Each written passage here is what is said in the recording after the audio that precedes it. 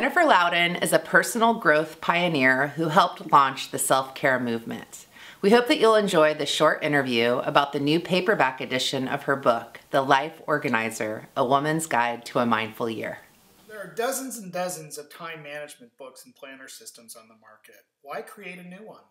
Well, the dozens and dozens of calendars and time management systems, many of them are really great. I would be lost without Google Calendar, but they're only half the picture.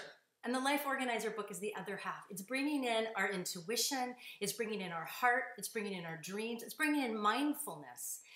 We can't live our lives in little boxes and slots and systems. Some of our lives need that, but there's another whole part of us that dies if we're not making time to really listen and tune in.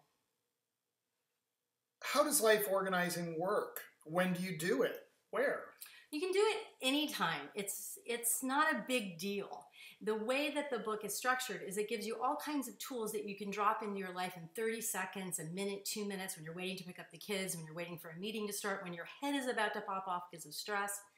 And so many thousands of women, literally tens of thousands of women, have been using these ideas for about 15 years. And they have used them in so many creative ways, from a few minutes in the bathtub to a Sunday night regular check-in to the first thing they do in the morning before they sit down with their email or their work, to take one of the questions, one of the tools, and check in with themselves. So really, you can make it your own. And that's why it's been so popular. Your 5-step organizing process sounds like it takes time. How can women possibly add another thing to their lives? It doesn't take time. It really doesn't. It takes longer to say 5 steps than it does to take them. So the first step is about just realizing that you have a body. I call it connect. So much of our lives, especially when we're living, driving and looking at screens, we're out there, we're projecting our energy out there, and we forget that we even exist. So the first step is literally maybe taking a breath, feeling your body, putting your hand on your heart. So it takes seconds. And the second step is to feel, and this is based on the great body of research emerging on neurocardiology, which is that we have a brain in our heart, and that brain is one of our most effective tools for stress reduction and also for opening up the higher functions of our brain, the creativity, intuition, empathy. So you just bring up a pleasant feeling. It can be a memory. Recently I was married, and so I bring up that memory a lot. There were so many magic moments that day. So maybe you take 20 seconds to feel in and turn up the volume on that feeling. And then the third step is you drop what I call a mindful question. The book has a ton of them. Something like, what would I really love to do next? What am I hungry for? If we're faced with a bunch of choices of what to eat. And you've set the stage to really listen and let some greater wisdom come up. And that brings in the second 2 steps, which is allow yourself to relax and listen. And finally, take action, do something on what you hear, even if it's just to set the timer to remind you to check in again in an hour. So it's not a big deal. It's about awareness. It's about a simple practice to bring in more of your intuition, more of your creativity, more of your inner knowing in a really practical way.